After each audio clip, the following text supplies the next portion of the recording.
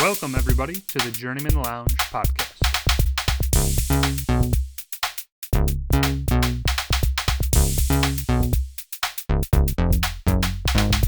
You better be praying to God because, you're 14 in losses in a row. You're going to need Jesus.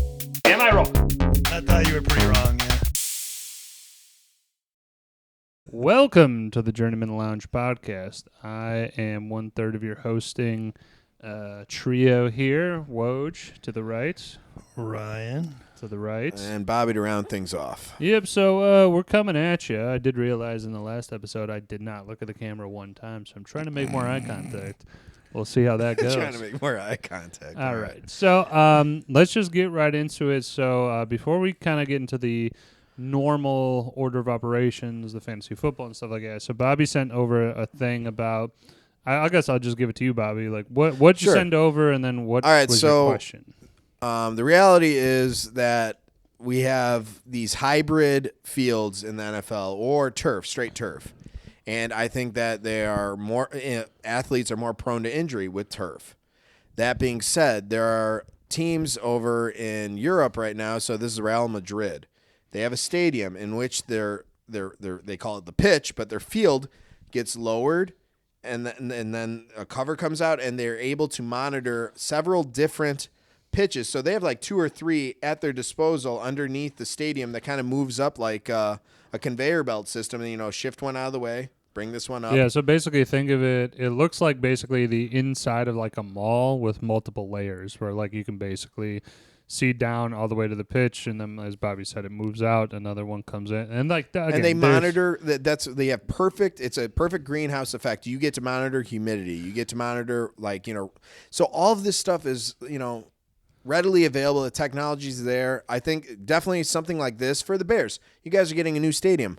Why not try this? Well, okay. I don't know. Let's also, as my counterpoint to this kind of discussion, FIFA in the soccer world or football, is not restricted by a salary cap. So these teams, Real Madrid, you put out, for instance, I don't even know what their value is. I don't fact check anything, but they are owned by a $1 billion conglomerate, not like every other team in professional sports. You're right. There's more sponsorship. There's deeper pockets, more investors. They pay for talent. You can offer a guy $1 billion if you wanted to, like to play for your team. Right. No, I get that. So it was just for me. These athletes, they're going to continue to have more and more joint related injuries on this turf because they stick. It's not like when you're playing in dirt and grass. There's a little give. There's a little push. Like you could generally feel out your footing better. Okay, Ryan, what do you have thoughts in regards to this?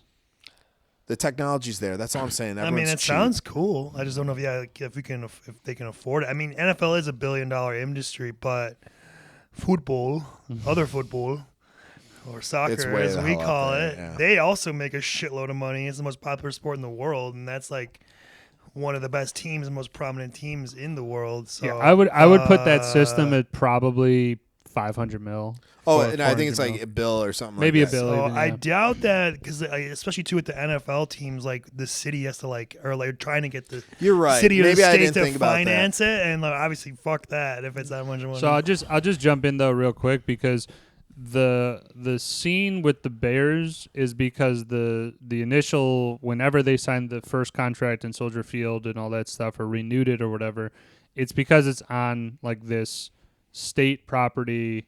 And they basically lease the space because they're doing all these other things. Dumb. There are certain other teams I would imagine, I assume that like the closest thing sorry, go ahead. Let me finish. The other teams. I assume that these other teams have deals with the state or like the city or whatever that they're in, but I'm sure they're much more like towards the like, hey, we'll pay for fucking whatever as long as you stay here. The Bears, and this reason why the city of Chicago is kind of pissed, I think, is because the Bears are trying to move away from Chicago and go to Arlington Heights. That's looking at these other properties and stuff. But go ahead, Bob. The reason, I guess, for Arlington Heights, like I said, better location. There's parking. The train's right there. There's a lot more avenues to kind of navigate the crowds. I mean, yes, you can obviously pack in a lot more people, and they can obviously do it in a way where you can build to like what makes sense. I always am a fan of putting a stadium either around like Soldier Field for the blue lot, like that is underneath the stadium. That's where I went on Sunday when the Bears fucking stomped Carolina. But like you're right under the stadium, you're 10 minutes, 15 minutes from walking in. That's how I feel most stadiums should be. In Chicago, there's just, as you said, there's not the space that's available there. And where it sits too, it's kind of in a dead man's land for.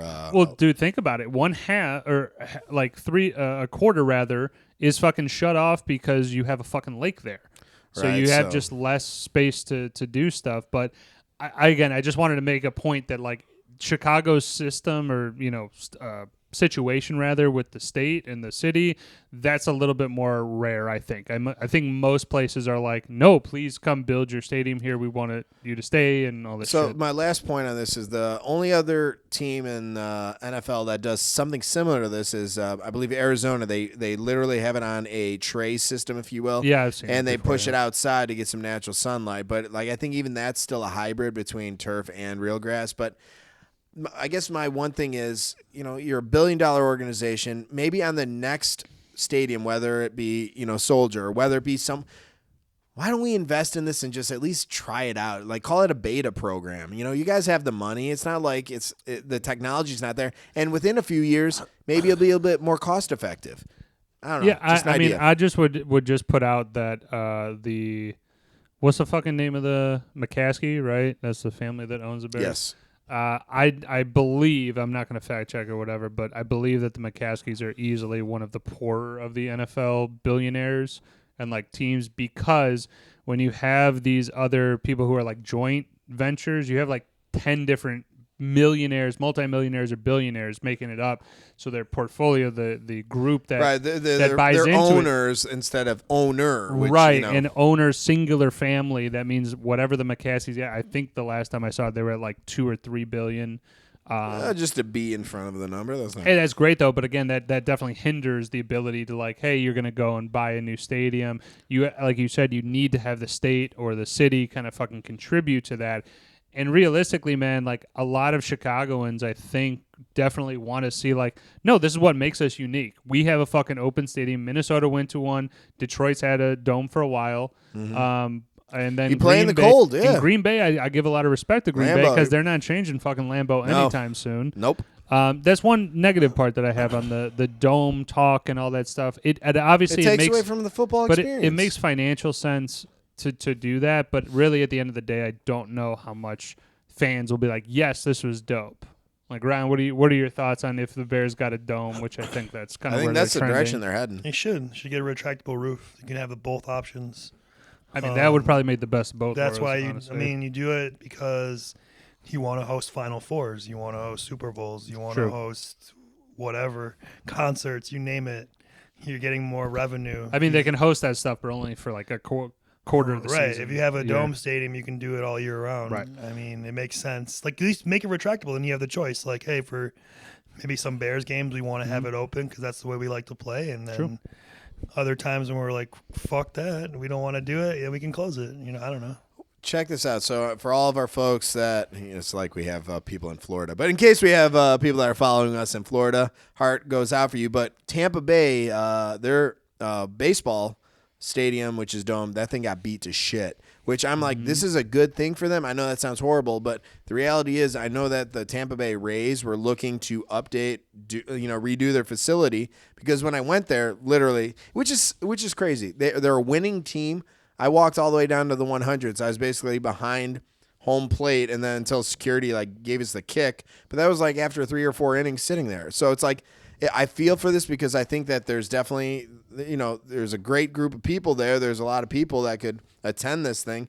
You got to have a better stadium to put it together. And then this happening almost pushes the envelope like now it needs to happen, Yeah, just a positive silver lining. Again, my vote would probably be that they are not going to do it. Not vote, but like my prediction would be they're going to go with the same, like maybe try and do a retractable roof. That sounds probably good, but I don't know what I don't know what the Bears are going to do because there's been a lot of plans, it seems like, with not a lot of follow-through. But you've been to Tampa. You were there with us during. It was very lackluster. But then I'm just saying that we're then talking about two different sports. We're talking about two different areas. No, I know. I'm sorry. That was just kind of a one-off. Yeah, it's all good. right. Let's move on to fantasy. Okay. I will say 3 penis wine for me.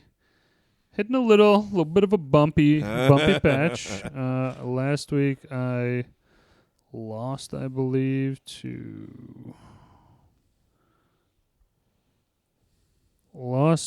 fucking John. I mean, I lost by 42 points. Like, my team just did not show up, and it is what it is. I'm not fucking crazy right now and going, oh my god, it's a fire sale. I need to get more guys.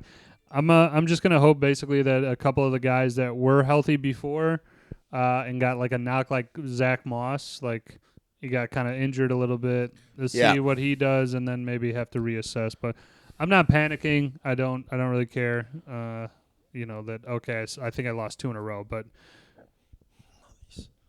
so that's my recap. I'll knock mine out. I'm part of a family league, 14 people, which is a bigger league, but.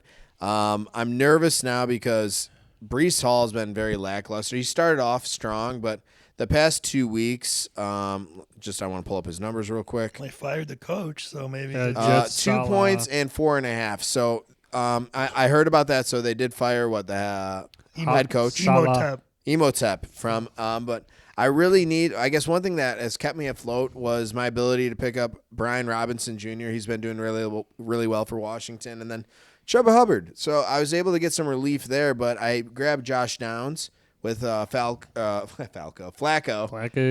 behind center. He's been targeting Downs, a lot of receptions because Nico Collins is now on the IR. So now I have that big gap to fill in my so that hurt seeing Nico go out with a hamstring because he already had 14 points when they pulled him. But I hope he gets better quick because I need him on my team. I mean, again, man, I don't know the benefit of firing a coach 5 games into the year. I mean, Rodgers is fortunately enough kind of like a coach in a lot of aspects. So I don't think they lose too much there. But Breece Hall, man, is such a question mark. I was honestly at the beginning of the year, I was kind of questioning why everybody's so high on Breece Hall. Like all the projections had him top 3 running backs. I think it's just because he had receiving volume last year and can do a lot when he has the ball. But I just was like, but the team, to me, the Jets are still incomplete. I don't know enough about the Jets to go like, oh, this is their exact issue. They don't have a great wide receiver core. I mean, they kind of do, but like I'm just saying, I don't know enough to really go like, this is the Jets' problem. Why they can't do anything or they're scoring 9 points a game. It's just my little interjection. Aaron Rodgers isn't playing well. I think he's and their O-line is not. I'll say this, even for like their run offense, they're not blowing up other teams' D lines. Okay. So, like I said, they always had a stellar defense. Jets for the past couple of years, great defense, but they need to create more opportunities on the ground so Rodgers could do what Rodgers does in the air, and that starts with Breece Hall, stepping up or creating packages that kind of. I think they're going to vanilla.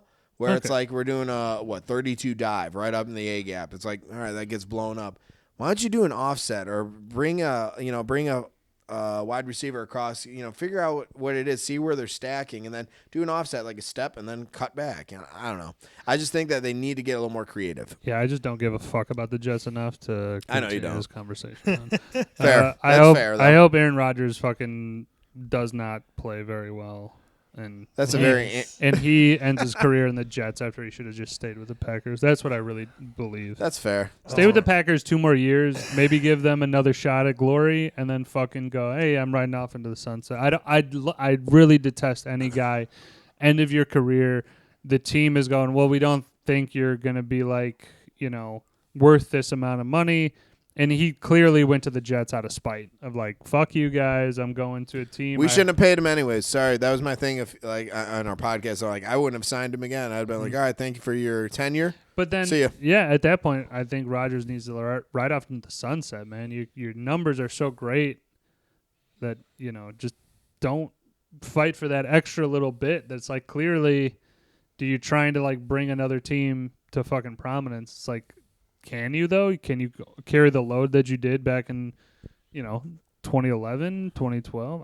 I don't think it's there. I don't think it's there either. All right, Ryan, what'd you have in terms of? Sorry, we cut him off. No, I know you guys are good. That's good stuff. I'm 4-1 too. I'm crushing it. So League of Assholes, Big Money League, pulled out another Monday night win. Very happy. I had a nail. If you guys recall, I was playing Juice. We were going head to head, and Kenny boy. I started off really great because Mike Evans went off for put up 20 30 points. Yeah, he had 2 touchdowns in the first half while we were recording. Bucky Irving, not so much. He had a fumble at the end that cost the Buccaneers the game, actually. It really did. And then this week was a tough week for me. It was going to be a little tough because I had to pick up a tight end. Laporta's on bye. I picked up Njoku, who really sucked. He got 1 catch for 14 yards, and I think he got hurt or something. I don't know. You're going to be hurting in that spot. No, that's okay. I got Laporta back for this week. He was just on bye, so I dropped him already. As far as me, my big money guys last week were, like I said, as previous mentioned, Mike Evans.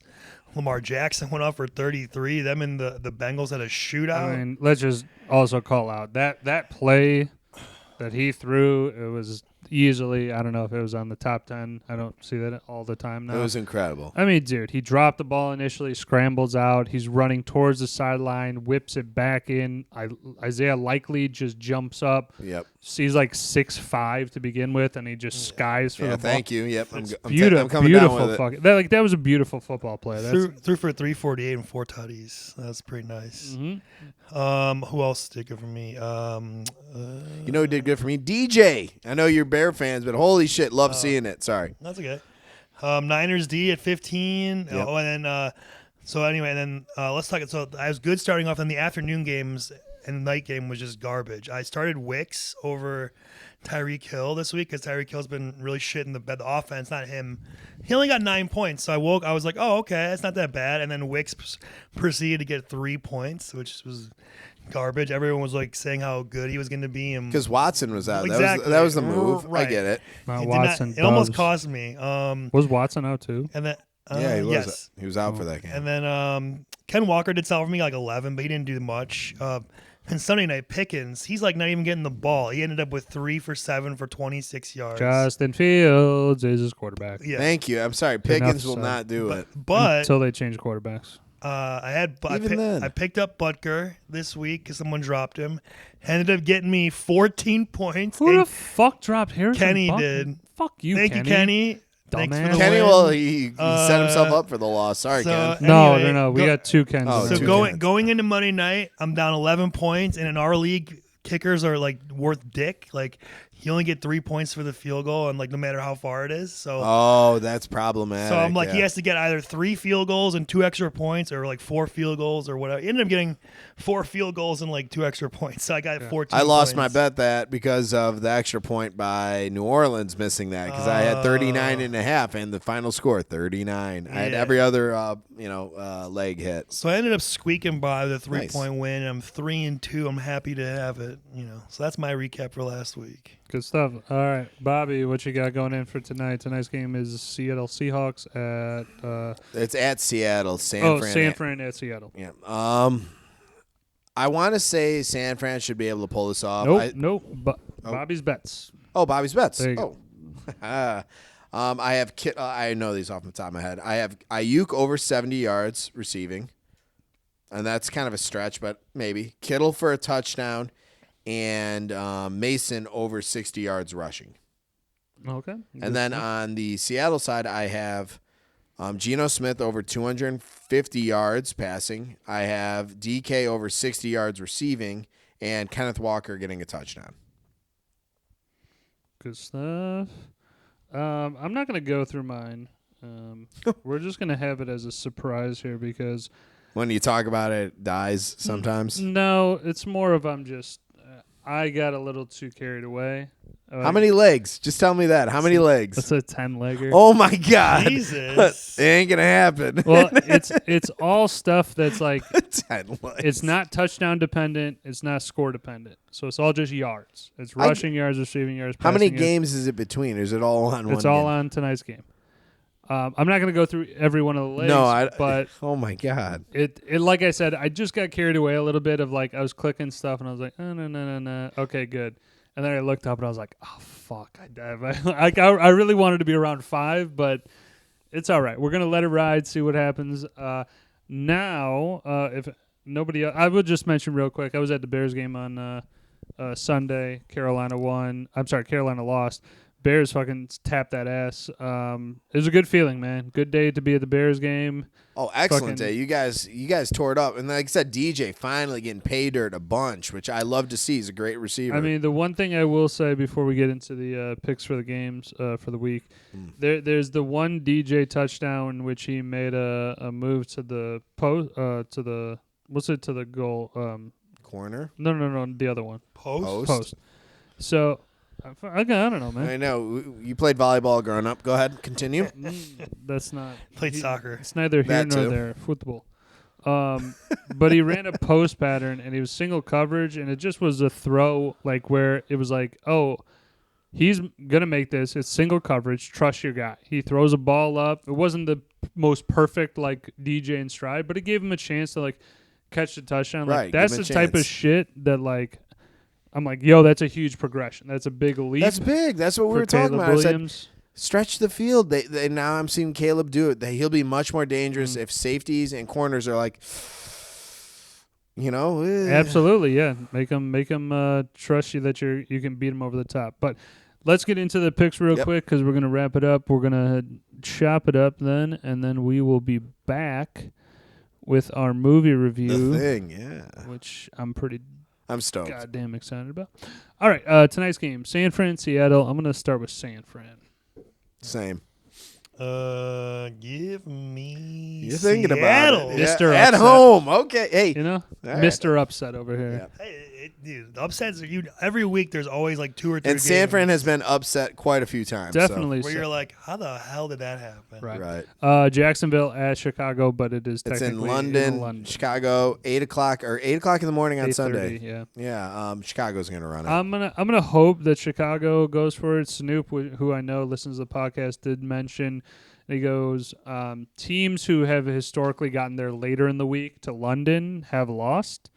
Said that it's in favor of that. I'm thinking that that's not going to have so much to do with it, but mainly in general, like I think the Bears are playing real good. Jacksonville got a win last week, but like they had to score 37 points to do it. So I'm feeling confident that the Bears could at least eke out a win doing something there. I agree. I'll say the Bears, but I would say that Jacksonville is like their home away from home. They've done this London trip so many times, they're going to be used to it probably more, so that could maybe benefit them. That's why I'm not putting too much weight on it. I don't know, 100 yards is 100 yards no matter where you play. But you got like jet lag and like dealing with the whole time change. You're right. I'm hoping that the Bears got there early. That's all. Yeah. I think they did. I think they got there yesterday. Who fuck knows? All right, Arizona at Green Bay. I'm going Arizona. Do it. Green Bay. My man, Green Bay. I knew it. All right. You're a closet Green Bay fan. That's cool. Indianapolis at Tennessee. Indy, dude. Tennessee's been especially if Flacco's playing. I would also say my vote if Levis is playing, definitely. My vote is dependent on whether Jonathan Taylor plays, which he was out, I think, last game or the game before. Houston, New England, Houston. Houston. Even Houston without Nico Collins, and in New England, Drake May is playing. So that's kind of cool. Houston's going to, I think, have a field day. Tampa Bay, New Orleans. I got Tampa Bay, New Orleans. Derek Carr went down late. Oh, yeah. And I don't think he's going to play. Tampa, too. Yeah, I'll take Tampa. They're going with Spencer Rattler or some fucking guy. I thought Jameis was on their team, or did he? No, he's on the Browns. He's on the Browns. Speaking of the Browns, Cleveland, Philly. I got Philly. Washington, Baltimore. Who's going to do it? Who's taking Washington? You got Washington? Fucking A. I'll take Baltimore. Wow. They had one good week. Okay. No, I think Baltimore's defense. I mean, shit. You guys are putting a lot of stones in that basket. I hate to give props, but like Roquan Smith is going to fucking hunt down Jaden Daniels. Like Jaden Daniels. Roquan? I don't know. I can say it right now. Jaden Daniels will not have more than 31 rushing yards. Which he's been averaging like 50, 60 plus. I'll take that bet all day. All right. It's done. $5 there. Fine. Done. Next one, Los Angeles Chargers at Denver. Denver. I'm going to take Denver because their defense. Yeah. I'm going to go Chargers on that one. Okay. Pittsburgh at Las Vegas. I got Pittsburgh. Pittsburgh. I'm on the Pittsburgh train, too. I think the Raiders have been fucking just... Oof. Yeah, they're pretty rough. Detroit, Dallas. I got Detroit. Really? Not Dallas. I'll go with Dallas. I'm going Detroit, too. Okay. We got Atlanta, Carolina at Atlanta. Oh, Carolina upset special. Let's see it. I like that. I'm going Atlanta, but I like it. Ryan, I'm gonna turn the clocks forward, the time forward 1 week now, and I'm just gonna laugh. I'm gonna laugh. Let me tell you something, Woj. Let me tell you. These NFC South games can go either way, man. They are crazy. As we saw last week on Thursday night, Yeah, the Tampa anything Bay, can happen. If Carolina's ever going to get a win, this is it. Okay. And we can't really talk shit. He has the highest percentage win between all of us. So Yeah. What are you talking about? Last year. last year he had. Oh, okay. He's reigning champ. I agree. I just wanted to elaborate there. Those interdivision games, especially in the NFC South. You're right, but you would expect. That's all. Okay. All right. Sounds good. I like the reasoning for it. You're not just talking out your ass. Yeah. got you. Cincinnati at New York Giants. I got Cincinnati. Cincy. I got Giants. I think they're dog shit, but I think they'll pull off a weird win. I think Daniel Jones sucks. Yeah, I'm not a fan. Monday night game is Buffalo at New York Jets. Buffalo. This one to me seems like the most one where like the Jets could maybe have a like surge of energy with like, hey, we got a brand new coach. Rodgers is fucking on. I'm gonna go Buffalo. I don't like it though. I think You think it's weird? I think the Jets will eke out a win. Like Then a just field go goal. with it. Come on. No, we're going Buffalo. All right. It's one of those games that I feel I could see it going. Buffalo creams them by 45, or the Jets The win. Jets in a tight squeak one. by with like 4. Yeah. Yeah. All right. Well, those are the picks for the week. Like I said, we are going to take a quick break. You guys go grab a beer, chill out, and we will be back with John Carpenter. John Carpenter. 1982. The Thing from 1982. and this Kurt was Russell. your pick, right? This is my selection, yes. So Okay. pretty excited. Let's Me too. fucking do it. I'm pumped. All right. Anybody's got an outro? Go for it. You're infected. I fucking knew it. Oh my god. I got nothing.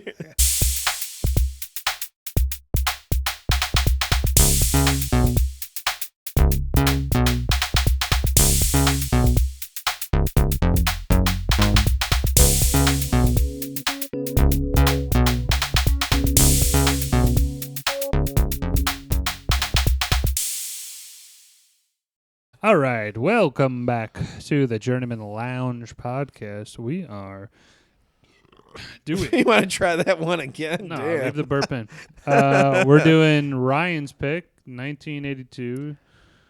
Go. John Carpenter's The Thing from 1982. Yes. Yes. All right, hit us with it, man. I'm so excited. as I said, it came out in 1982. It's a remake of The Thing from Another World, which is like a 1950s movie. Norwegian movie, if I'm not And then mistaken. it comes from the original novella Who Goes There. So Who goes there? It's directed by John Carpenter, who, as you know, also did many other. He's famous for Halloween, obviously, Escape from New York, Big Trouble in Little China. They Live. Mhm. Halloween. Yeah, we did Halloween. He's the one of the horror go-to guys, if you will. Yeah, he's a legend. For sure. What else? Stars Kurt Russell as R.J. McCready. Mm-hmm. Let's go through the whole cast. Wilford Brimley as Blair. T.K. Carter as Knowles, who's the cook. Yep. David Clennon as Palmer, who's like the weed-smoking guy. Yeah, hippie. Keith David as Childs, who's the Love mechanic. Childs. Yep. Richard Dysart as Dr. Copper. Charles Hallahan as Norris, the geologist. Peter Maloney as George Bennings. He's the bald guy with the red beard. Richard Messer as Clark, the dog handler. Joel Polis as Fuchs. Donald Moffat as Gary, the station commander. And Thomas Waits as Windows, the radio operator. And that's the whole cast, basically, besides the two Norwegians in the beginning of the movie and the dog. Other than that, there's no women, there's nobody else, and it's like a very, which is kind of the cool part about the movie. It's like an isolated movie where it's like you're in like a remote location in Antarctica. I mean, you want to do there's nowhere to go. go. Ahead, do the summary. Yeah. Okay. Walk us through. Synopsis. So yeah.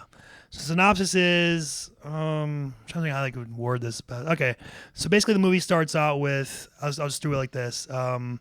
This dog running through the snow in Antarctica, and there's a helicopter chasing him, and a guy shooting at him with a rifle, and you're like, what the hell's going on here or whatever.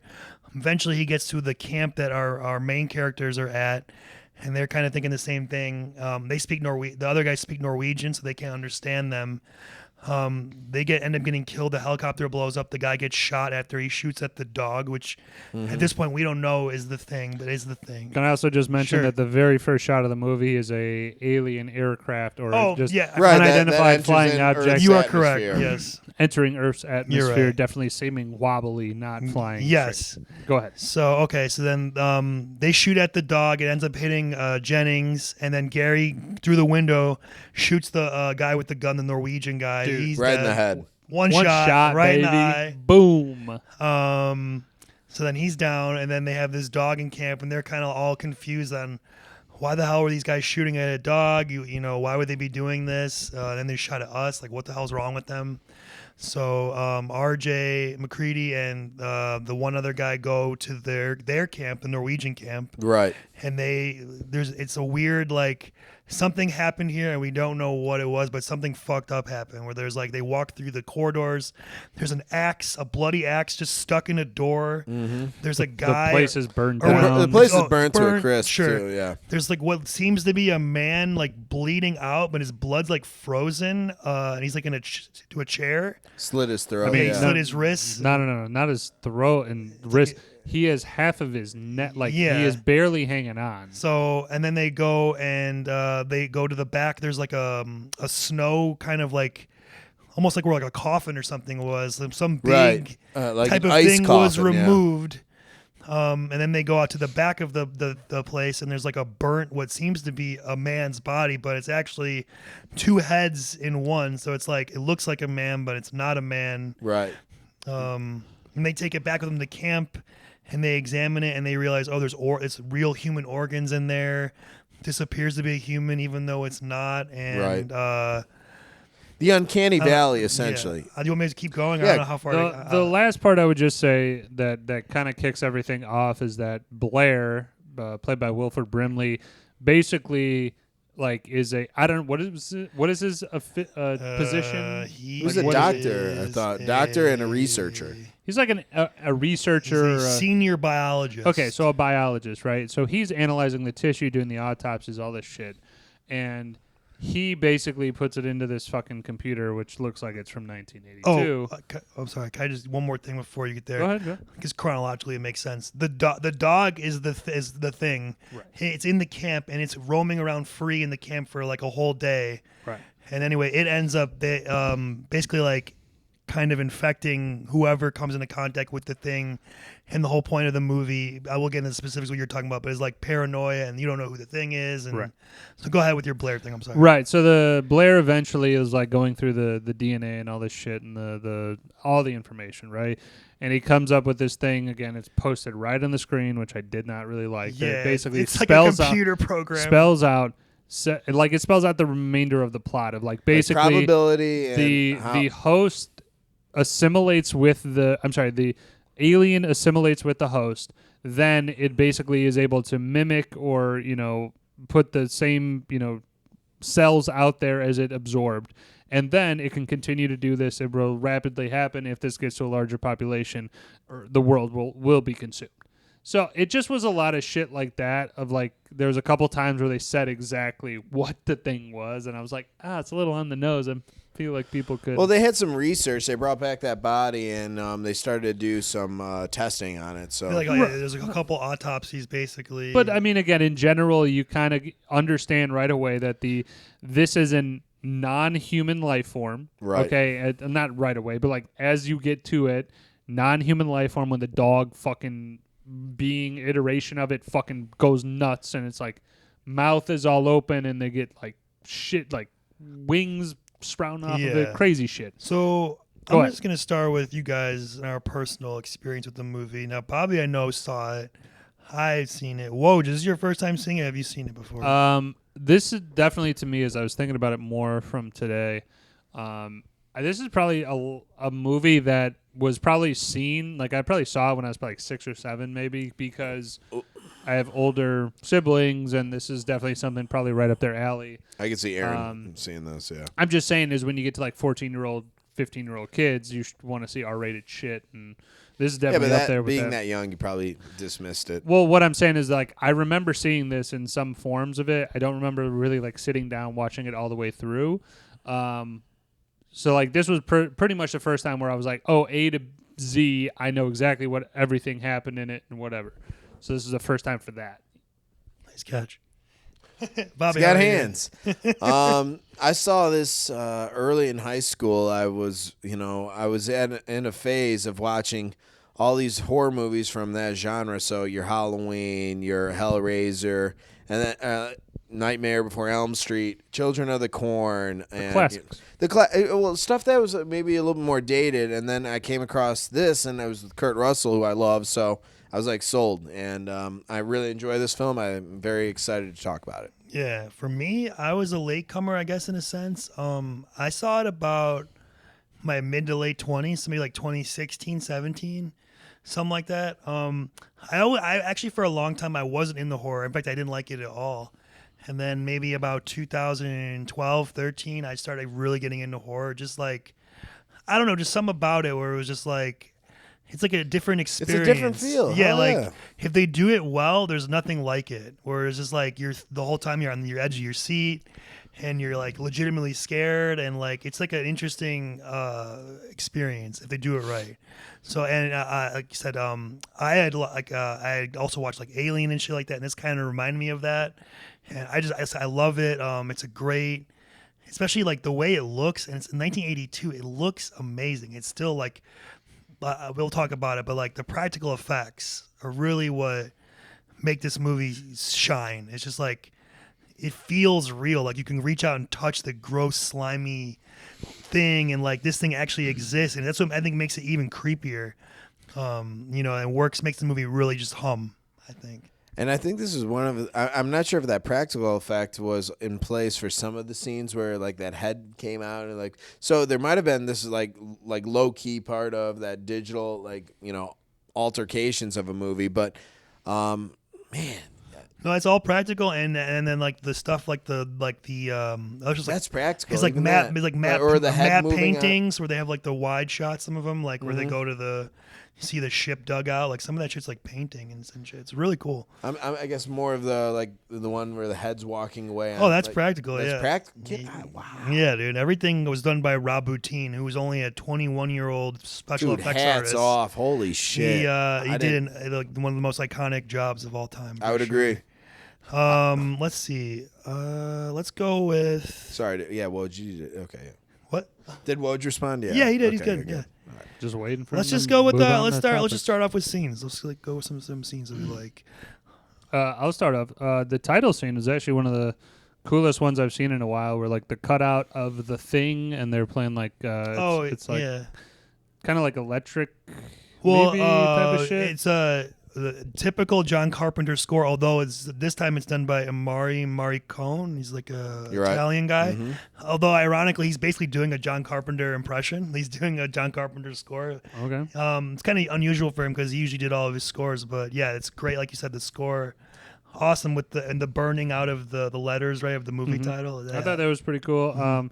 I would say like as you start to understand why they're shooting at a dog, it becomes less of a weird thing, but like initially where you see a guy shooting at a dog, I was like, that's really intense. Like fucking right out of the gate, just gunning down a dog. Yeah, it gets you interested. Like, why is this happening? What's going on, right? You know what's crazy? And for folks that are in Norway and speak Norwegian, the guy who's telling him as he's shooting at the dog when he gets out of the helicopter, he gave away the entire, like, if you knew Norwegian, he said, hey, this thing isn't human, that's not a dog, it's something otherworldly, like, this thing is not something, and that's why if you knew Norwegian, you'd hear the whole plot right there on the spot. Yep. Yeah, but it also makes it. I think it works for the movie that he is. So it's like you can't be like picking it and be like, why didn't he just tell them whatever? Because he speaks Norwegian. I like that. He And that's real. And here's Americans. I'd be like, I don't know what the fuck he's saying. Like, write it down in the snow or something. Right.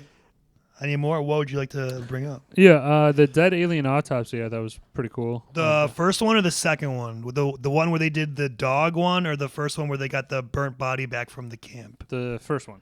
Okay, where they bringing the guts out of it. And yeah, I mean, it's just like it's an interesting thing, and as you said, kind of the practical effects were done pretty well. So you kind of like saw it, and it's pretty cool. I got one. So for favorite scenes, two of them actually. I think that the blood testing scene was fucking awesome because eventually the Thing knew. He's like, the blood testing is the best scene in the movie. I was gonna say for sure. And then from there, I'm not sure if that falls in the same scene, but I think it was the doctor who died and he had no, they couldn't feel his heartbeat. And then he turned into this ungodly thing and his head started. I'm not sure if that's all in the same scene. I think that's a separate scene. Let's break those down because they're really important scenes to discuss. So let's start with the blood test scene. The blood test scene, I think, is the best scene in the movie. At this point in the movie, they figured out, the doctor said that the blood should look different or react differently if you do something to it. Self-preservation. So McCready, he ties everybody up to the couch, or except like windows. He gets the flamethrower and he burns like copper wire. And the idea is he drains everybody's blood into a different petri dish. And then if you touch it and nothing happens, you're human. Well, it just sizzles. It sizzles, just basically is they like assume that you're human. It's how it reacts. That's his hypothesis. And they go by one, Windows, then McCready himself, then Childs, then whatever. Who's and then the dude who's a stoner? Palmer, yeah. He's the one who is the thing at this point. We don't know. Well, they do set it up in the beginning. Well, but you can see you can infer that. You can see. I was saying that scene when they're showing the line by line, all right, we're going to save Gary for last, and they show Palmer's face, and he looks just not like himself, kind of like he looks like something different to me. Yeah, I was saying earlier in the movie, the dog walks into Palmer's room. It could be his room. You saw the silhouette. You just saw a silhouette. I thought it was Norris's room, maybe. I put it at Palmer right away. Two things that the Thing has not manipulated 100%. It's called the uncanny valley. That's the theory of there's organisms that in human history we've determined aren't human. So skinwalker, you've heard tales of that. But something that throws it off that we know you're not human, even though you portray to be human very well. The one thing that I noticed with the Thing was you lost the shimmer in your eyes. Those eyes just started to become not glossed over, but there was no reflection. Yeah. And the one thing that he did when he knew he was fucked, the Thing will try to play and wait, let things play out a little bit. But the moment they started doing that test, you saw him crack a smile all right, here it is. So that was one thing. So when push comes to shove, I think that they'll do something that's something off like that where you're like, all right, I knew it was you, motherfucker. And then he puts in his blood, and the thing pops out of it. And again, that's a real effect. They put something in there, I think it was popcorn or some type of thing to make it just do that. I don't know how they. Yeah, that was practical effects, man. 21-year-old. Are you kidding me? And then so then Palmer just basically his body shoots up. He starts shaking and shoots up to the ceiling, and then he. Tentacles come flying out. Eats windows practically, half eats them, and then you were talking about the doctor scene. That's when Norris has the heart attack. He gives him the electric paddles, and he goes to put him, and the stomach opens up like a giant jaw, jaw thing. And again, they really did that by putting the head mold of the doctor's face on the guy with half arms. Yeah, and they really did that. That's fucking nuts. That shit is crazy. Yeah, those are definitely. I would say those two scenes are probably the most iconic of the movie. I would also throw in when the dog starts freaking out and turning into the Thing. He just this dog, by the way, might be the greatest animal actor in any movie ever. He is so perfect. The way he walks through the halls all creepily and just with purpose, it seems like. And he just sits in the kennel in the middle, all still and quiet. Very still, very. All the dogs are what the hell's going on? Even the dogs are dude, right? This ain't a fucking dog. Making the noise, and then his head just opens up 4 ways to reveal a bloody. I don't know, dog skeleton. What's that movie thing? on Netflix? Or not movie that everyone watched? Stranger Things. It looked like one of those. Oh, the Demogorgon. Demogorgon. Yeah, kind of. A little bit. And then when they come back to it or whatever, the thing is like sprouting wires and like Weirdy. like red, it's shooting juice at him or goo or some shit. And It's then called like jizz, but and then called like alien jizz. eventually like has like those huge arms and tries to crawl up the ceiling. It's got like an eye coming out of the one Part of him it. escaped. Like I said, Yeah. it became like two separate entities. So one thing that and we'll talk about this a little bit more in depth, but I think as this thing or this entity absorbs other, living creatures, you saw it in the end scene. It has like almost like within its own organism a couple different, copies on the ready. Right. So weird. I think it's just a morphing thing Yep. of like their imitation, assimilation. It's a ditto and from imitation. Pokemon.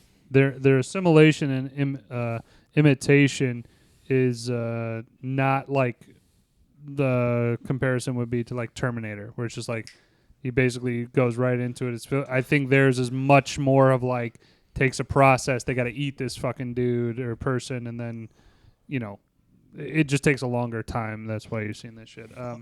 I like the back to scenes. Yeah. I like the calm before the storm. So basically, before everything fucking shut off, you had I was going to say that. What was the? You had Palmer lighting up a big fat joint, and like he has all these tapes of like game shows because they obviously don't Him get. and Fuchs, I think we're watching. It was no, not Fuchs. It was the black dude. What was his name? Tukes? I can't Knowles. think of it. Knowles. Thank you. Knowles. But yeah, and like he's like, I like how they have the vintage, the VHS tape, the VCR, and like how it shows they don't have TV there, so he has to just watch these shows over and over again. I was also thinking, where does he get this weed from? Did he bring it with him? Does he have a dealer in Antarctica? I know, That's right, interesting man? shit. Unless he's growing it in like a greenhouse. Yeah, I just it was that, and then also they cut to the pool, like in the rec room. Right. The guys are playing pool, chilling out, Yeah, like poker smoking going. yeah, drinking beer. It was a really nice, like, oh, this is cool before everything just fucking started kicking off. Right, there. and then with that too, I think it's like right next to that is when they have like Superstitious playing from Stevie Wonder. Yes, thank you. And Loved the it. hallway's empty, and Very you just show like the superstitious. camera and the dogs slowly Right, walking through the whole thing. I thought that was really cool.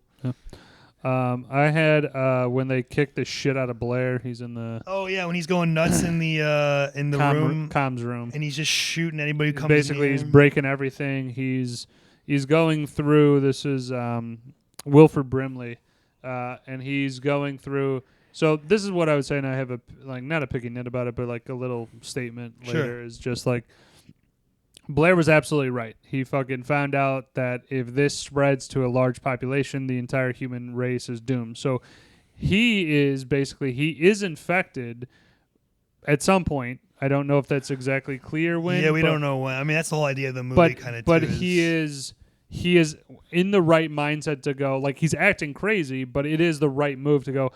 We can't let these things get out. It has to die here. It has to stay here. Thank you. I'm glad you mentioned that because I think his, what would consider as an aggressive behavior of destroying the servers, destroying the comms, and, pretty much putting him in a blackout. He's like, I know how horrible this thing is. Yeah. I'm not bringing more people here to deal with. So call it, what is that, a hero's death or something? Like, I mean, he was just right. It was the right move. And so then, I really enjoyed that aspect. Thank you for picking up on it because I was like, I think he's thinking beyond himself at this point because of how scary this shit is. It said too. It said like if any part of it, even one particle gets one on atom, you, it can assimilate anything, and so anybody at this point could be the thing. So he's like, how can you trust anything or anybody? Yeah, he's going nuts with the axe to everything. He's got the revolver. Like that was a really good scene. I got two more real quick. Final explosion, just like when they start lighting everything fucking up. Kurt Russell, fuck you fuck too, you or too, whatever. and chucks the stick of dynamite at it. And then I got McCready's death note when he's talking into the recorder. Right. And he is aware of the fact. I don't think anybody else is, but he is aware Knowles of the fact is. that. And Carrie, or But sorry. you don't. Yeah, let me get out Sorry, what I'm yeah, trying yeah. to say. Yeah. So he is aware. I think he's the only one aware of the fact that everybody here will die. There is no getting off of here. There is no getting out alive. Escape route, yeah. He's basically making a death note saying, "Hey, if anybody sees this, I'm gone. I'm fucking absolutely toast." Everybody else to me doesn't seem. They think like somehow they're gonna make it through this, and like, "Hey, I'm going to survive." Yeah. I don't get that. That's delusional to me. Well, I mean, it's an alien thing. You don't really. I mean, I guess it's like trying It's to. unprecedented. Yeah, They don't know what, right. Exactly. I would just say though, after the helicopter's damaged, after the tractor's damaged, all these vehicles that they had, they're basically fucked. and that was Blair as the Thing trying to recreate some type of spacecraft. He was kinda trying crazy. to create a hibernation chamber. Is that what that was? That's what McCready said. I don't know if that's factual, but it could be a spaceship. One of them. It's something. or something. Something. I'm just saying in the movie, McCready goes, or somebody goes. I don't know if it's McCready, but he mentions that he was fine with the cold because he'll just go in hibernation and hope that someone comes around. Yeah, he's waiting for his rescuers. But he's saying prior to rescuers. that, I think that machine that he was building was some type of either call it a drone that he could send out to maybe get a signal or something, or Yeah, himself. I always thought it was a spaceship. And To like, me, it looks like a hibernation unit. It's Okay. a small one pod. see, I don't think. type of deal. I kind of would think what Bobby's saying. There's a propulsion that, from. Well, no, that he doesn't need that shit to be. He'll be frozen over in the snow. I think the McCready even says it like that thing will survive. We won't. Right. I believe he says that exact line. So I always assumed that meant that thing was a spaceship and that he'll just get frozen in the snow like he was before. Bide his time again. Someone will dig him out and then he'll unthaw like before. That's what I thought. Could be. Yeah. We also I forgot to mention too when the whole thing with Norris when he gets the doctor gets his arm chopped off. Afterwards, his head pops off and turns into a spider. That shit was like you said. I think you kind of mentioned it. I thought that was. I didn't think that was a practical. That shit was dope as fuck. You're telling me that was a practical effect? That's incredible. Yeah. But as far as scenes, I think we covered a lot of them. Yeah, we covered pretty much the whole damn category. movie. Yeah. All right, cool. Let's go quotes. I only got a few. Yeah. Kurt Russell, when this stuff all starts happening, goes, "First goddamn week of winter." Yeah. Just a begrudged comment. I always liked in the beginning when he's playing the computer chess and he's drinking the son of a J&B. bitch. Yeah, and then she's like, check me. He's like, and he pours the thing and he's like, cheating, bitch. Did anyone notice that was an illegal move? Am I the one who plays chess? I'm like, you can't do that, but okay. I did not notice that. But I was going to say, though, that scene in the beginning is kind of like what happens at the end where McCready, he can't win. So he says, fuck it, I'm just going to blow this shit up. And it's kind of happens at the end. He can't beat the thing. He says, fuck it, I'm just going to blow this motherfucker if I'm up. going down, I'm taking you with me. Yeah. Yep.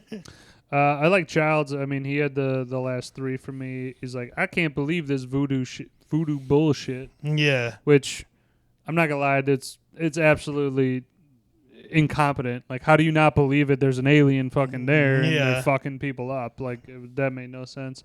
I forget what exact is happening, but like, they're at the main entrance type of thing, and the door starts like turning after, what's the cook's name again? Knowles. After Knowles cuts McCready loose thinking he's the guy, he's got the alien in him, and then the handle starts turning, somebody goes, let's open it, and then fucking Childs just goes like, hell no, get the fuck out. Come on. And then the last one is like, as soon as his blood tested right, Childs was just like, get me out of here. Yeah, motherfucker. That's all I had. Algon Palmer was like, after Gary shot the guy, he's like, I was wondering when El Capitan was going to get a chance to use his pop gun. I thought that was funny. That was a good one. That was, of course, the classic when the spider head comes, you got to be fucking kidding. When he said, Palmer says that as well. We said the fuck you too. I had that one. Bobby, you got any?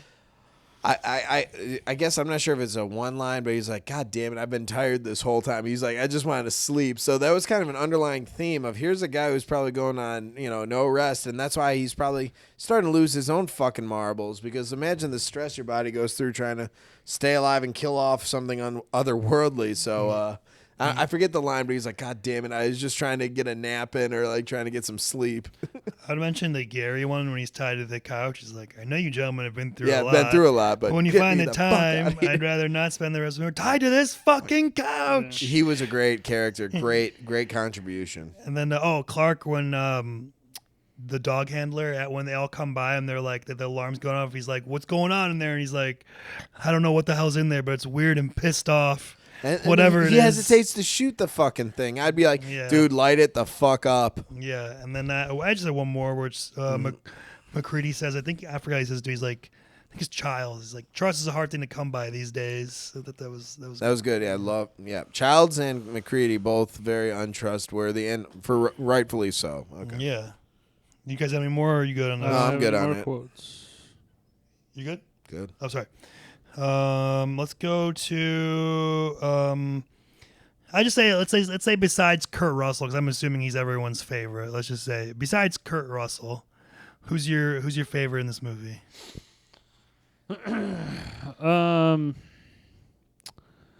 I would say you go ahead. Sorry. Yeah, I'm a big Keith David guy.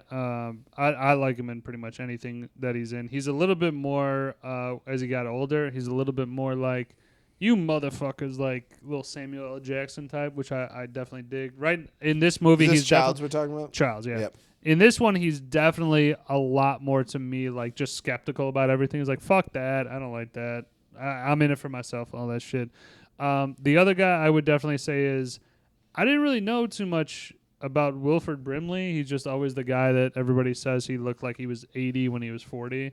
Mm-hmm. That's really like the only shit that I know. Is that Blair? Yeah, it's Blair. Damn it, that was mine. That's a bag. Yeah, no, that just it's one of the roles that I was like, oh shit, he was actually fucking phenomenal at acting in this. Like, he's really good. Yeah, very good actor. Well, mine was Blair, but I just talk about Blair. No, but I also liked Windows. I think Windows, their comm man, provided. I think that nervous role because as soon as shit broke off, he's like, I'm getting a goddamn shotgun. He's like, I'm not going to be the one basically holding my dick here when things pop off. So his nervousness, I think, got the story to the next level. His character, because he's like, dude, I've been going through, I guess the intensity of his character and what he was doing in the film made it so it was a lot more suspenseful. You know?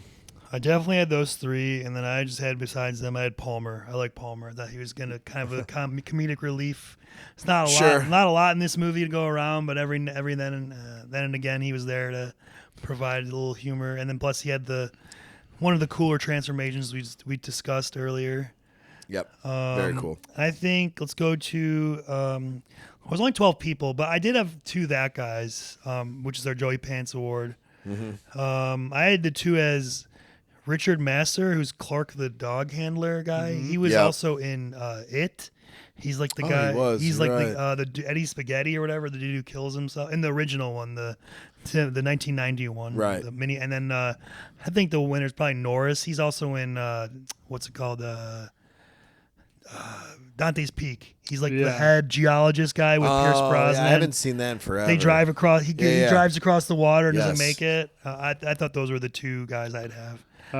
Peter Maloney I have is also a Chicago guy. What's up, he Peter? Bennings? Yeah. He's in a bunch of shit like Private Parts, Requiem for a Dream. Okay.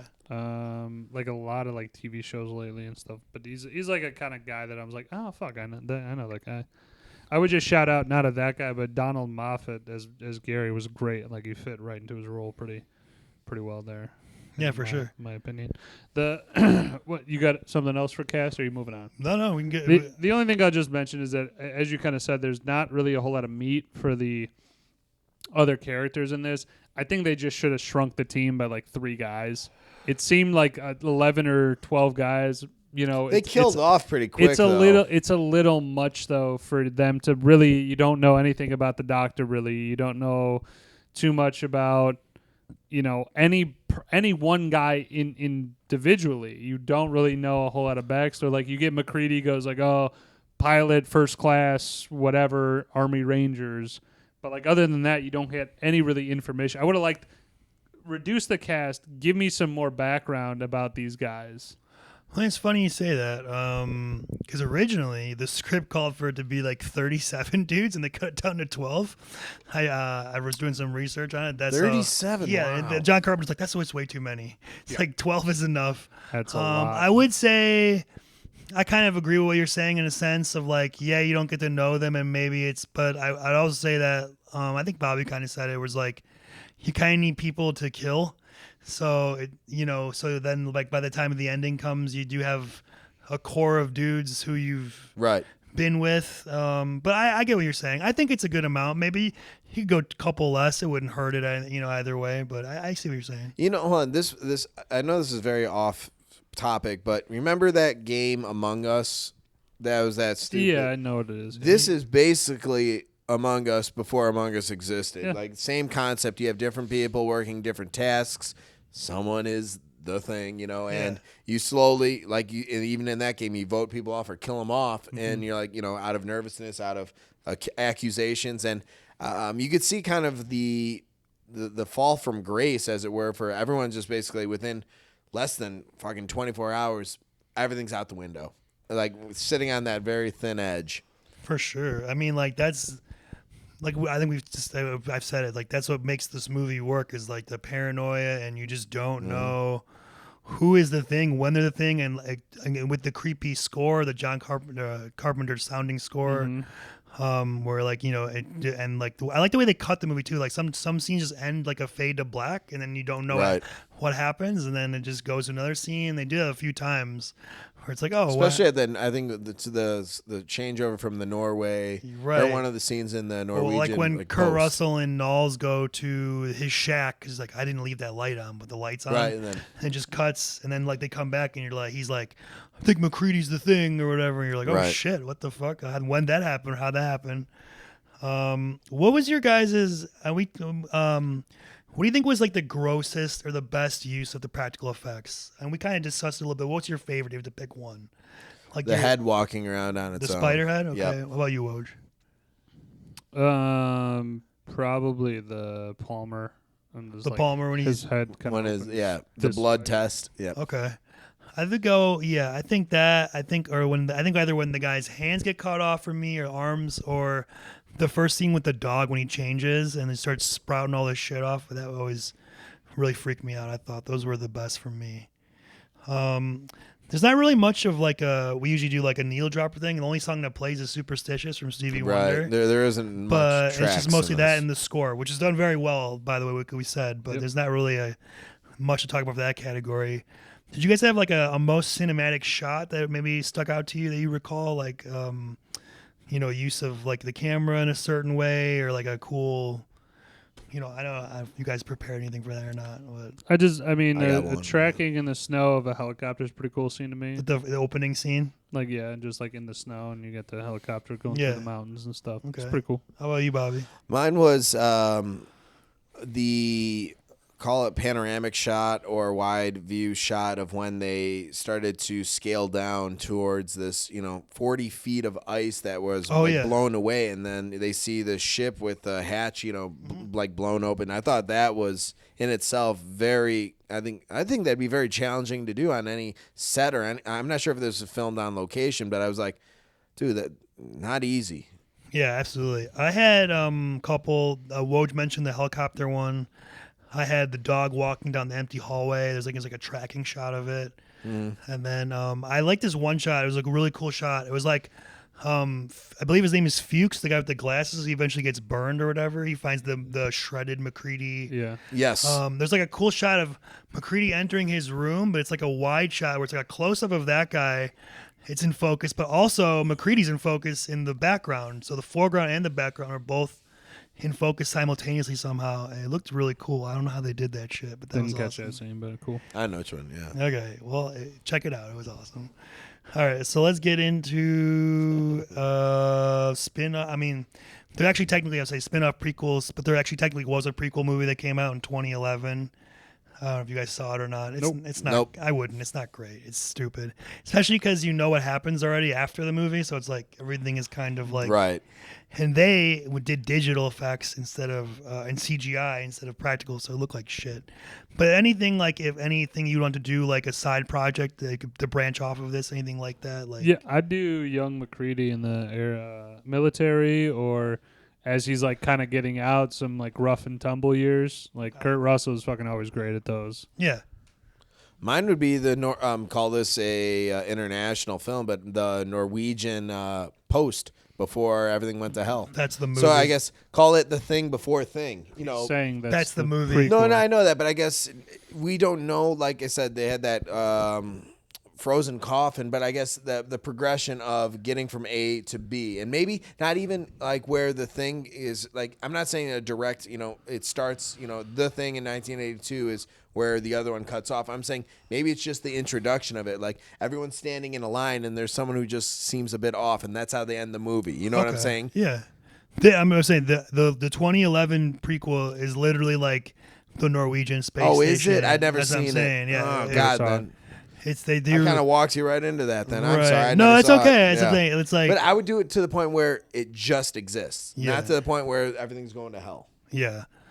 So more of the build up, I guess. I don't know if I have anything for it. It's kind of like a good Child's maybe one-off movie. Sarah did the prequel. I don't have anything. Yeah, for I was gonna do Childs and McCready make it out. They get rescued and then have to fight some shit or something like that at the end. I was gonna. Sorry, just especially because at 1982, Kurt Russell and Keith David are fucking young guys. Sure. Where I could see them doing more action. They didn't really give Keith David a whole lot of action, like jumping around or doing shit or whatever. Funny you mentioned that because the day before they shot the movie, he got in a car accident and broke his left hand. Oh shit! So for half the movie, you don't see his left hand because they had a. Oh wow! It was swollen. He had a glove on. They painted it like his skin color, so you wouldn't notice. No shit. Yeah, I didn't notice anything. So that's why. Maybe that's part of it. It could be. Yeah. That you talked about though. Let's talk about the ending. Let's talk about the ending of the thing. Okay. Do we think? One of them is a thing. None of them is a thing. What are our thoughts? Let's break it down. I would just say that if one of them was infected, it would have to be Childs because you're with McCready for the entirety of the film. I personally think that they're not at that time infected right then. But I think it's a thing of to me, this thing is an airborne pathogen without a doubt. Like, you don't need to be touching the other person. They just simply need to be walking by or something like that. Or maybe it's a touch thing. But either way, I think it's a touch thing. Okay, either way. I think that it's very much so like within the next couple hours, they probably would get affected because they're in the same area. They're just sitting out there. The thing is still around, obviously. We don't know. It could be. You don't know. So yeah. I guess for me, I love the fact that at the end they knew it was a suicide mission. I think all participants knew that I'm not walking away from this. I vehemently disagree. Really? I think a lot of the guys that were more inexperienced, like Windows, Fuchs. No, I'm saying the guys at the very end. So you had General, was it Gary? Yeah, Gary, Knowles, and then you had McCready. Okay. So those three and Childs, knew that this is an absolute suicide mission. I think that all of them knew that they're not walking away from here. They will die here. Yeah, they said it, or McCready said it. McCready said it, but I think all of them knew that and were willing anyways. So I think that the thing was completely eliminated, and the fact that Childs, and this makes sense to me, if he saw Blair acting weird or running, okay, keep in mind, this is Antarctica. The fact that they have those chains, that's a real thing. You will get lost outside, even if it's only 50 yards away, because of how blinding it is and how cold things are. And he saw Blair, who was the thing, who ran from his, the tool shed to the main unit. There's no way without your skin would become so brittle and you wouldn't be able to move as quickly. So that whole, last scene where he's like, I don't even know where Childs went.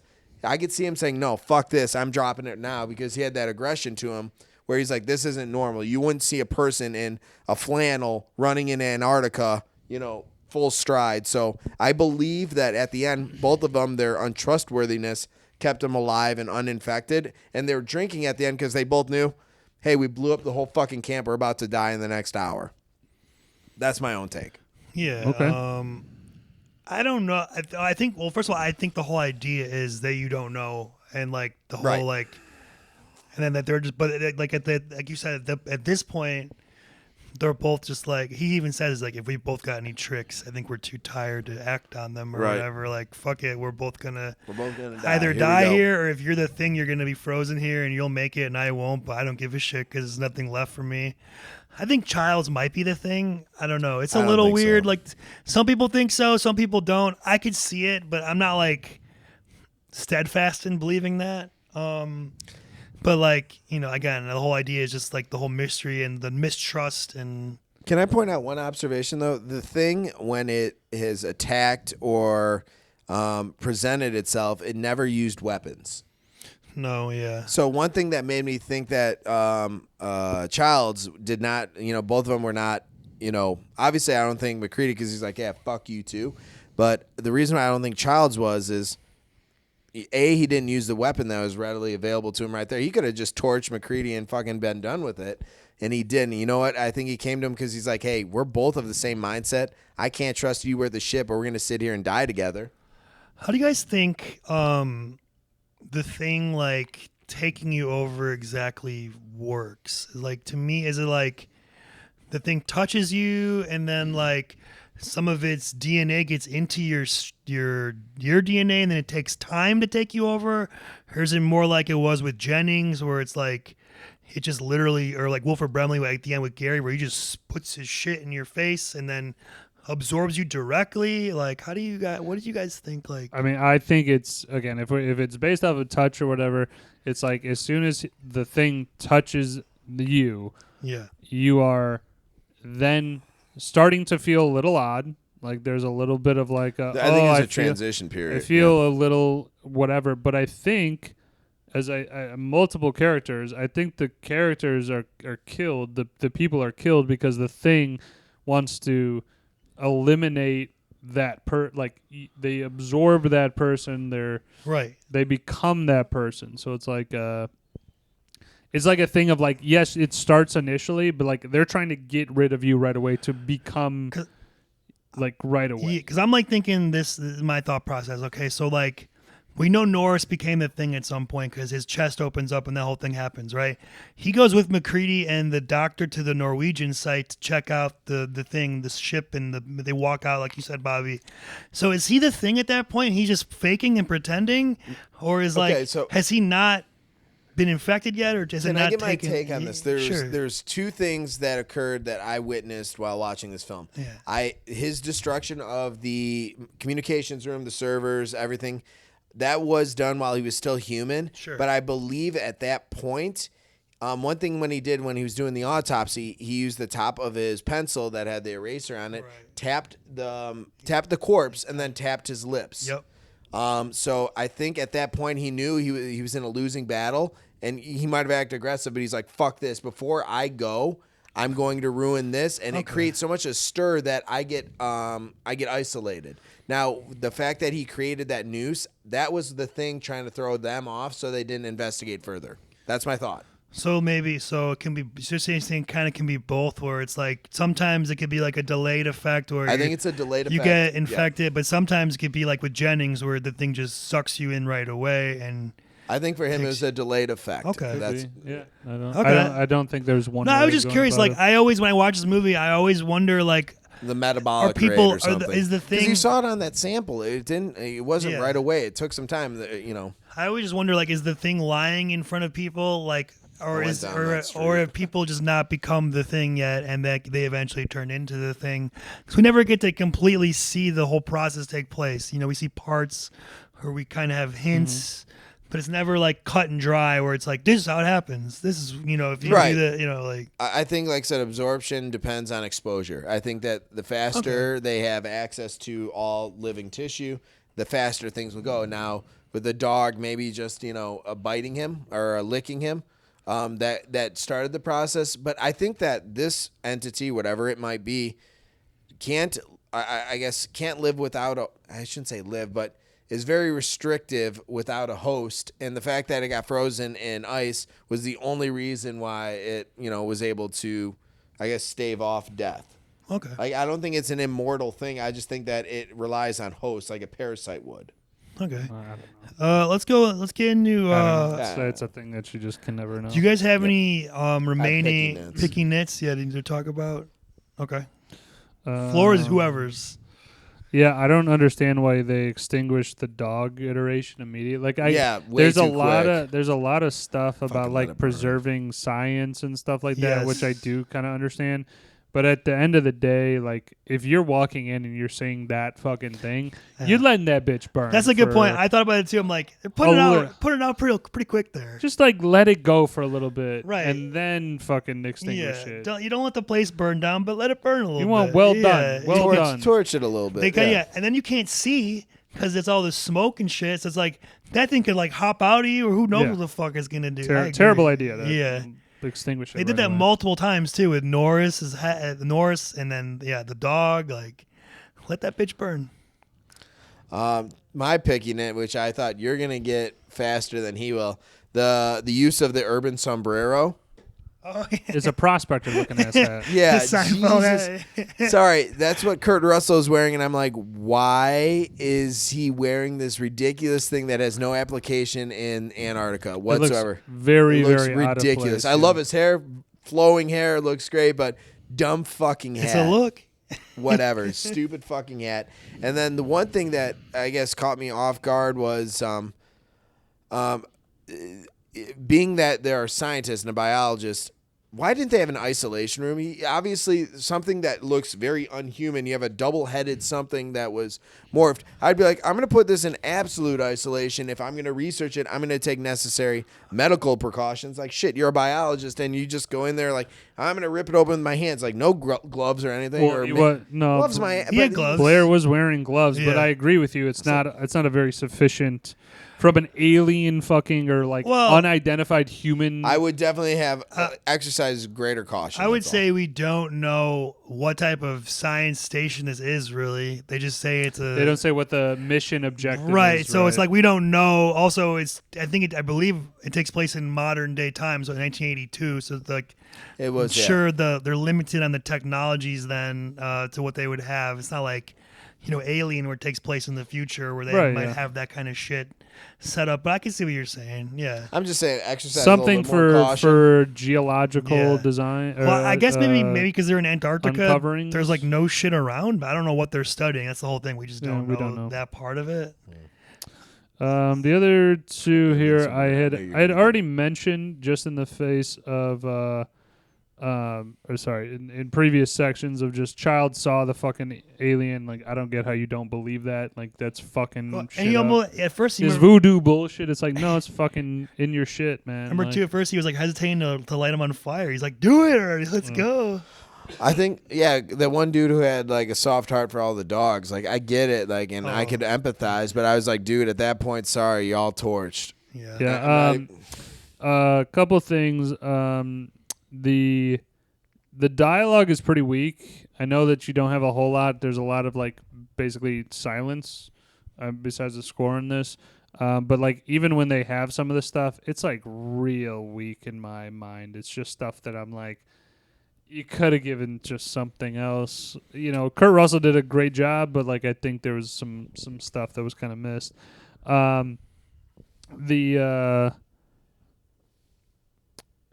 It could be anyone. Okay, so let's put one guy in charge. Like, what are we doing here? Like, so that rationality you have an issue with. It just is fucking stupid. It's like, how is McCready the guy that everybody, like, again, as I'm kind of connecting it back to my other picking it, it's like, if I knew that McCready was like a badass in the military and he fucking, Purple Heart and shit like that, then I'm like a little bit more trusting of him in a chaos situation.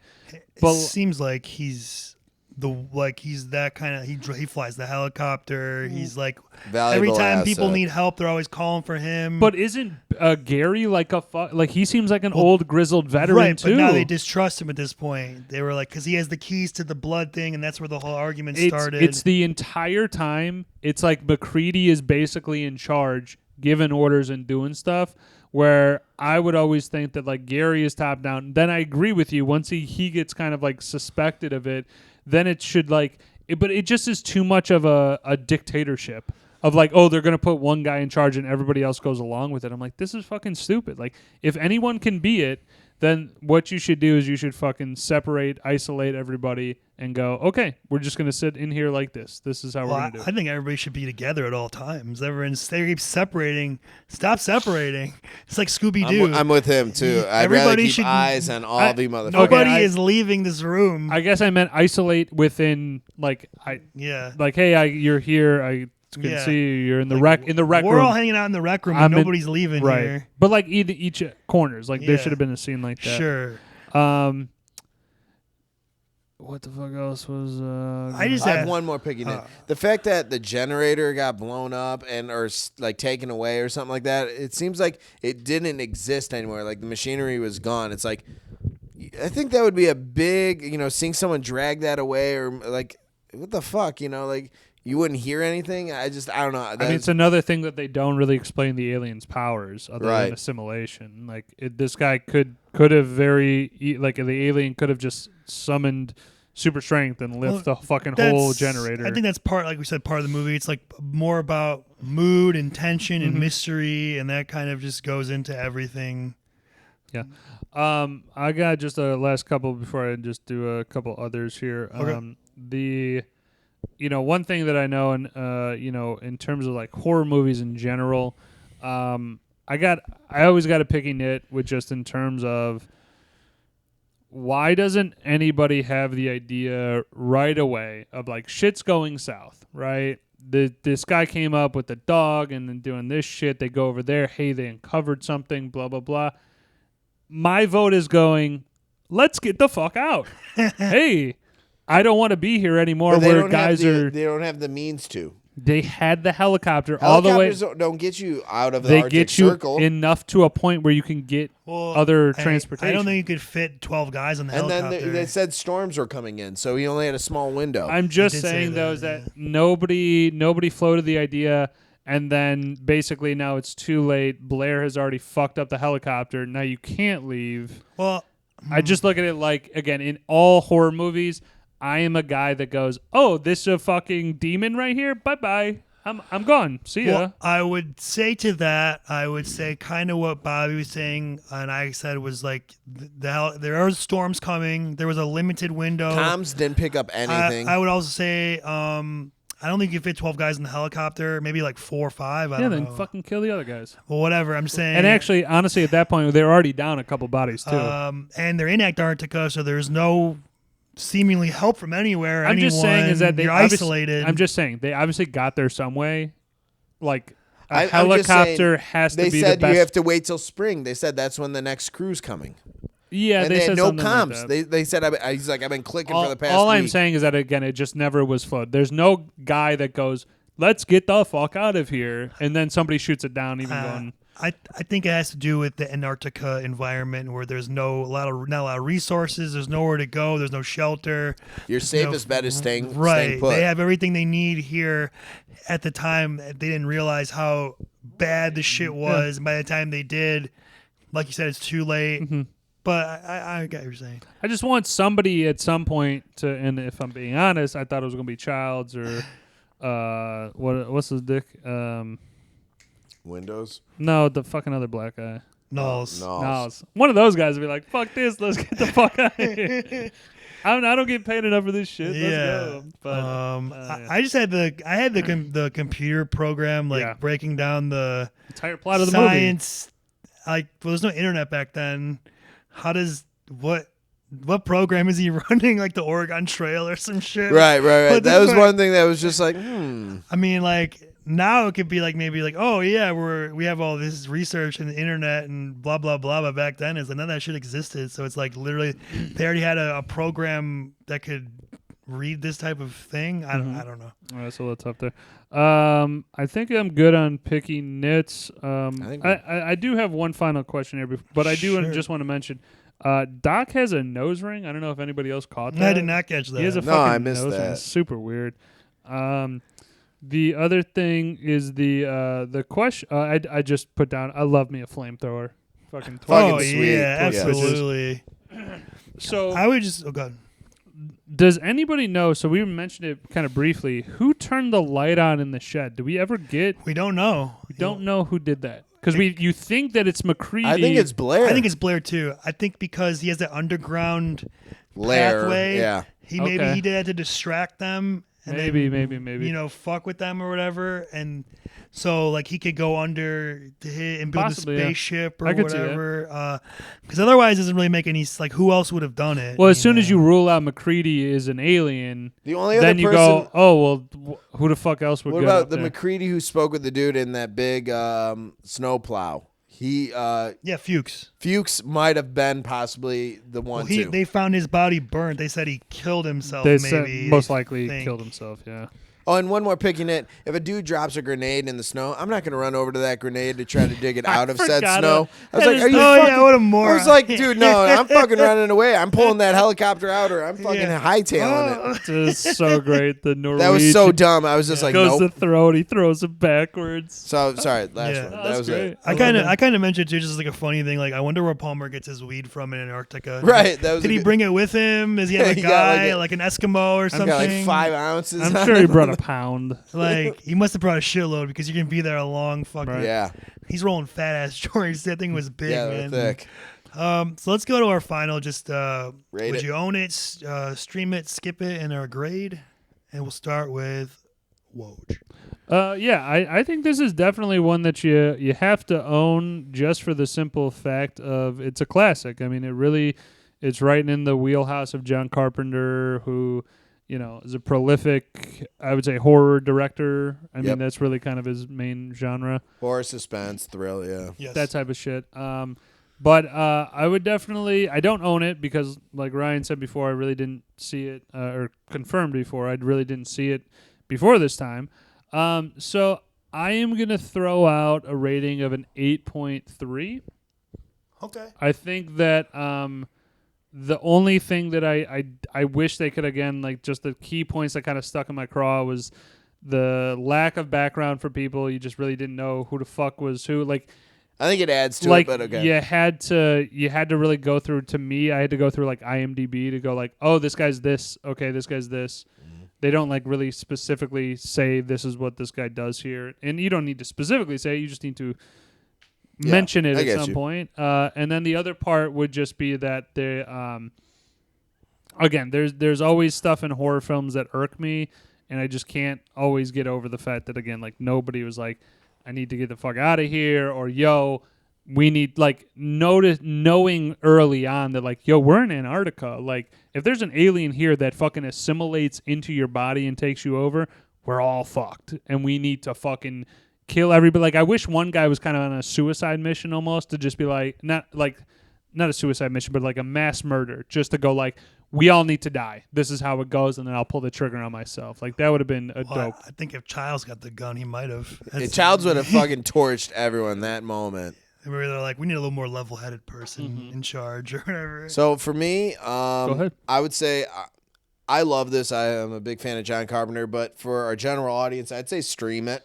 because this might not be within your, within your wheelhouse or your home run zone as well. Yeah. I think it's definitely worth watching. It's a classic, but my rating would go 8-9 or 8-9. Yeah, that's fair.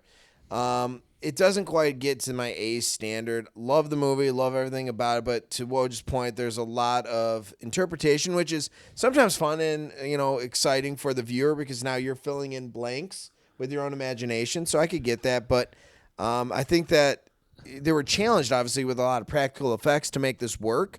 A lot of practical effects and shooting on site. So the fact that 8-9 seems suitable, could be better, but I loved it. Yeah, just on that point real quick before I switch it over to Ryan, though, I definitely agree that the suspense of like who done it, like who is it kind of thing is really good Adds if to it's the done experience, well. yeah.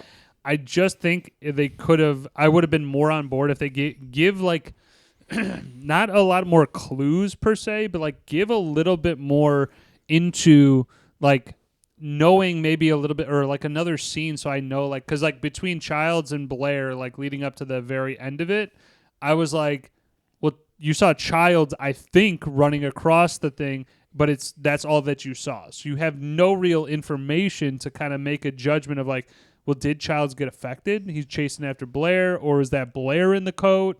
Or, what you just don't have all of the, not all of it, but like you don't have enough to really make a determination on some of the guys throughout it. Like you're just like, oh, is this guy it? I don't know. I don't have any information to base a guess on.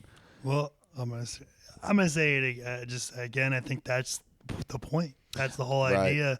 That's what makes the movie what it is, and kind of makes it intriguing. Is that you just don't know, and there is no concrete proof. I like that. I think that makes it rewatchable. Whereas, like every time you watch it, you may pick something else up, or you can theorize something different. It's kind of like, it's not exactly the same apples to apples, but like how The Sopranos ended, where it's like it just ends and you're like, left for your own what the hell happened? But then you can go back and you can kind of theorize, oh, well, they talked about this, so this happened or this, and it kind of like makes people still talk about it to this day kind of thing, which is a good and a bad thing, because sometimes we do like obviously knowing and getting a resolution.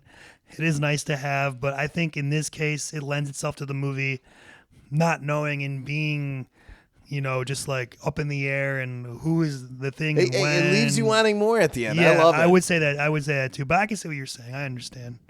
For me, it's an own. I do own it. I'm going to go 9-3. It's one of my favorite horror movies, and movies in general, but definitely horror movies.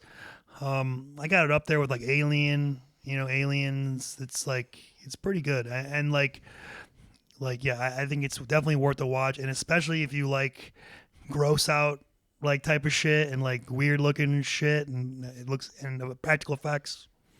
Kurt Russell, you gotta watch it.